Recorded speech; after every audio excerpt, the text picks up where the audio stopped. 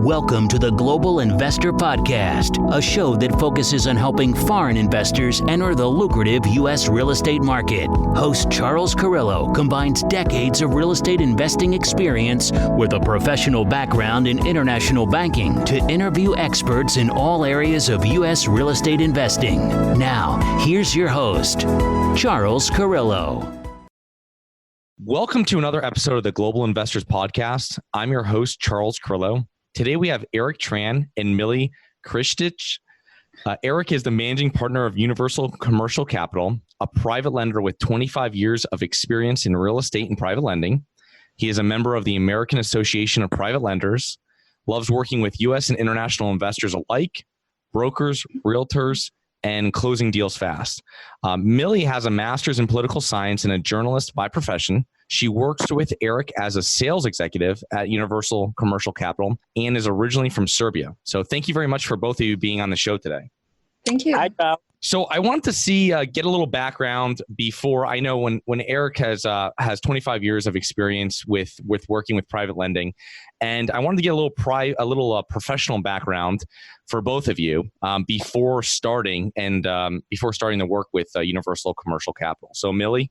Well, I am a journalist by profession. I used to work as a journalist, and now I'm in a real estate business with Eric and Universal Commercial Capital. It's a great opportunity for me to learn new things, to work with very interesting people, and just to open myself to new experiences. Oh, great. And Eric, what was your professional experience before starting Universal Commercial Capital? Well, Charles, this is the first time I talk about myself, so I don't know where to start.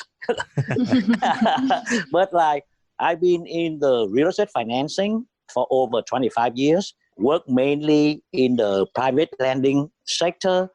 Private lending means whatever loans the bank decline, we come in.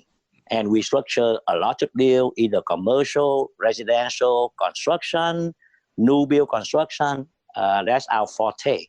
Okay, great. And your firm focuses a lot on financing for U.S. real estate for foreign investors. And what percentage of do you do a lot more international investors, or is it a lot more U.S. investors that you guys work with? Actually, we do about 30% of our volume for international investor. But for international investor, we usually do a bigger deal. They come here, they buy property over $1 million, $2 million. This morning, I was working on the deal in LA for $10 million. Oh, wow. But volume-wise, it's about 30% of our business. Okay. So it's a pretty sizable portion of what you guys do. That's great. And so it's usually larger deals, and it's not like smaller properties. Are they doing new construction at all, or is it just already built, say, commercial properties, commercial multifamily? Both. Yeah. New construction, residential property. In the sense, we do both. Nice. Okay, great. For an international investor that comes to you guys to work with you, and I know Millie's more on the sales side of this, what is normally required from the borrower to be approved for one of these loans? Of course, in addition to your down payment, like right. Documents, entity, stuff like that. Yeah. Chow, when you talk about international borrower, what does it mean? Does it mean they are from a foreign country? Do they have social security number? No. Do they have tax return? No. So what we require is nothing except the down payment. And what we want to see is the down payment has to be in the U.S. banking institution for 2 months. Mm-hmm. If it's in the banking institution for 2 months, we don't even ask about the source of the money. So all we ask for is the down payment plus the closing cost, 2 months in the bank, in the U.S. or a legit banking institution from other countries. We are okay too. Wow. So it's very easy to work with you guys. That's great. Now, do a lot of your foreign investors have U.S. entities set up to invest, or do they usually do it through their own name? 70% would set up an LLC, an entity, to put the loan under. 30% still use their own name. Normally, people that use their own name, that their own personal property, not investment. For investment property, commercial, they always set up a LLC or a special purpose entity to handle. Okay, great. That's awesome. Now, do you guys service all 50 states? We do like almost all 50 states, except we don't do Oregon, we don't do Arizona, and we don't do Nevada, because those 3 states require you to have a physical location in the state in order to originate any real estate loan. Okay. Yeah, that makes sense. Mm-hmm. And what type of terms do you see? Like, so for that loan you were working on today, that was $10 million. And what kind of normal terms do you see on something like that? Is it, how long is it usually amortized over? And how does that kind of, that financing term work on that? You know what? We treat our foreign national customer the same as U.S. citizens. So whatever we offer to people in here, we offer to international borrowers. No difference. 30 years amortization. For like investor, sometimes they don't need that long an amortization. They just need to get in, do something with the property, sell it for the profit. So we offer the 1 year, 3 years, or 5 year term to those people. But like whoever looking for like long-term financing, we can always offer a 30 years amortization, the same as everyone else in this country. That's great. And the down payment is normally, what amount do you usually see, say, for if they're coming in to buy multifamily, 5+ commercial properties, 5 units plus commercial properties? What do you usually see for a down payment required for that? You know what? Yeah, we see a lot of advertisement like up to 80% loan to value, only 20% down. But to be on the safe side for commercial, I would say at least 35% down. Yeah. But it all depends on the state, on the rental income, because we base our loan amount mainly on the rental income. But I rarely see anything over 70% LTV, just because the rental income is not there to support the loan amount. Yeah. Yeah, but that's what you would get for a U.S. person being with a social security number and everything, investing and going to a regular bank anyway. So that's great, and to be able to do it without having the social, no credit history, and no U.S. tax returns. I mean, It makes it so easy to work with investors. What are the locations that are for international investors coming in, like states, do you see most that you have that are interested in investing in? You know what? For international investors, there are regions: Asia, South America, Europe. Asian, mainly California, just because the flying distance is closest. For like South American, mainly Brazilian, or European, mainly England, German, Florida. New York is a state, but more so on Florida. Florida is very popular with South American and European. Yeah, that's for sure. Yeah, they're coming in here in droves to buy property. So if a new investor comes to you guys, they reach out and wherever they're located, say they're in Europe, and what is the first steps that you take with that new investor, potential new investor, new borrower, to get them ready to purchase a property? Okay, like I say, all we need from them is a down payment. So first thing we ask is, where's the down payment? In a European bank, in a US bank. And that's the first thing we ask. And if they say the money is in the Europe or Asia bank, we say, do you have any problem transferring the money to the US banking institution? And second question, we always ask, is this your first time, second time investing in the US? Because a lot of time, we base our approval decision on the borrower experiences. Somebody from Asia, China, or from Brazil who come in here and buy a 20-unit apartment, we always ask, do you have any experiences running an apartment? If they don't, might be a problem. So those are the questions we talk to our client upfront in the beginning. I have one client from China, who come in here, who want to borrow 15 mil for a construction loan to build a multi-family apartment. I asked him, do you have any experiences doing this thing in the US? He said, no, but I hired the best general contractor in the country. to build it for me. And I asked him, if you don't have any experience in the US, do you think you can manage and supervise that general contractor to do a good job for you? So mainly we asked about their money, their liquidity, and their experience doing what they plan to do in the US real estate market. Oh, that makes perfect sense. What mistakes do you see when you have new investors that come in, and what do you see that could be a problem that they've come in? If it's lack of experience, if it's lack of reserves, and the lack of capitalization, like you were just saying, that might be lack of experience on that buyer that want to, or the builder that want to build a $15 million complex. So what do you see for mistakes normally from foreign investors coming into the States? The mistake is, you know what, they use their experiences in their own country, and they think it will be the same in the US. But a lot of times things can be different. Europe can be different from the US. US can be different from Asia. So their thinking is more or less with like their own country. But in the US, things can be different. So that's where the mistake coming from. Okay. Yeah. Yeah.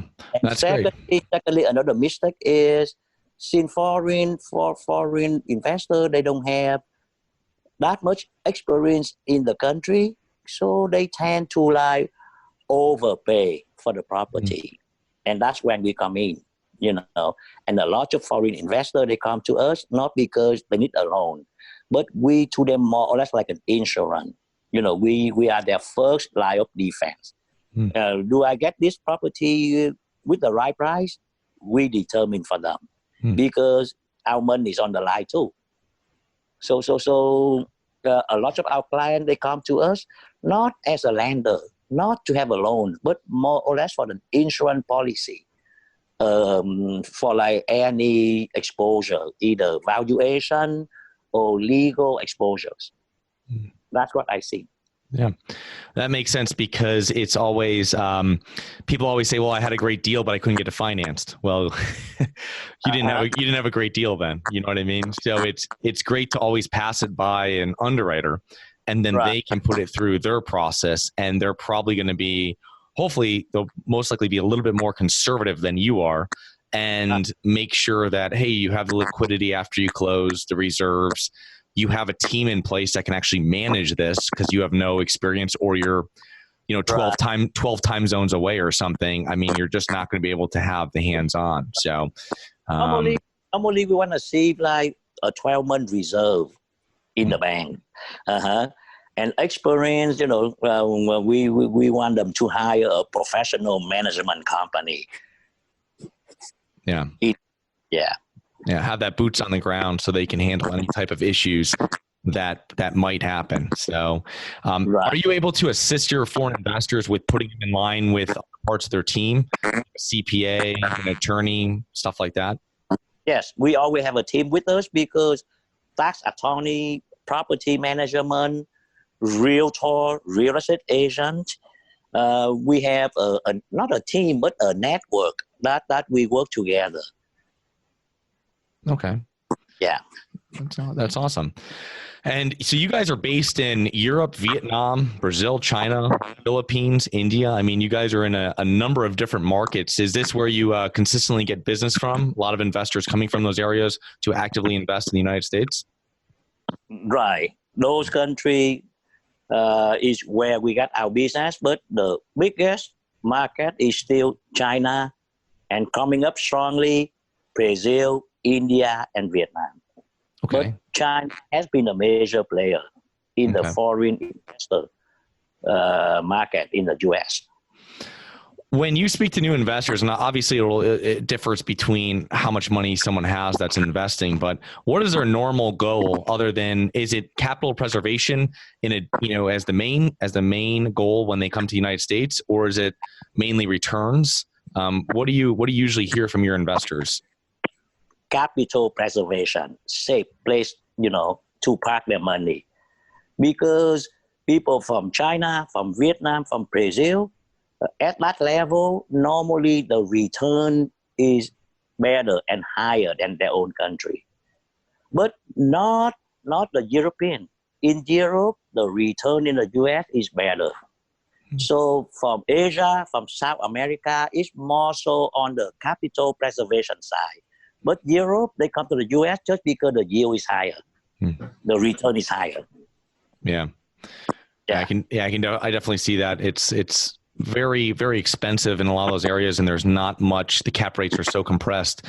Right. Now, you guys, everything's funded by private investors. Is that correct? Your whole firm is private investors. Is that correct? Correct. All private investor. Okay, that's great. Some small family office. Okay. Oh, okay. So you have investors. You actually entertain investors to come in that might want to just be on the debt part of the real estate transaction and not really on the equity investing part. You can invite those investors in just to loan money on other projects. Right. We do like 80% on the debt part, but 20% sometimes, we bring the investor in also as an equity partner. Oh. But like we are mainly a debt player on the capital stack. Okay. Now, if you guys want to explain a little bit more about Universal Commercial Capital. I know we went through a lot of foreign. And you guys have tons of resources on your website with webinars. If you guys want to explain more about how that works and what services you can provide and information on your website before we list all that stuff down in the notes of the YouTube and podcast. Milica, do you want to answer this question or do you want me to? Yes, I want to answer on this question, where on our website you can see all kind of loans that you can get from us. We have a commercial loan, hard money loan, fix and flip loan. You also can see there what are the terms. And you can see our contacts, so you can contact us for any additional information, but our website is very good. And there you can just see who we are and what Universal Commercial Capital is offering to you. Okay. Well, that's great. Yeah. What I will do is I will put all that information in the bottom of the podcast notes and then also in the bottom of the YouTube video notes. And then people can reach out to you. And if they have any questions or want to move forward, then we'll have them go. And it's universalcommercialcapital.com, correct? Yes. Great. Okay. Thank you, Chad. Well, thank you very much. I appreciate you guys coming on. It's great. I know Eric's leaving, flying internationally tonight, so it's great that I got you beforehand. And I look forward to connecting with you guys soon in the future.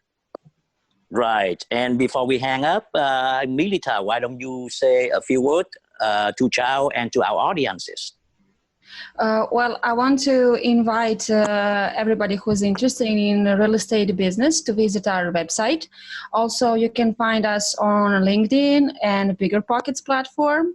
Any information you need, just don't hesitate to ask, because we are very open to work with you, and you will like the terms. I'm sure you will like the terms. Okay. Okay. Thank you, Peter. Thank you, Charles. Well, thank you very much.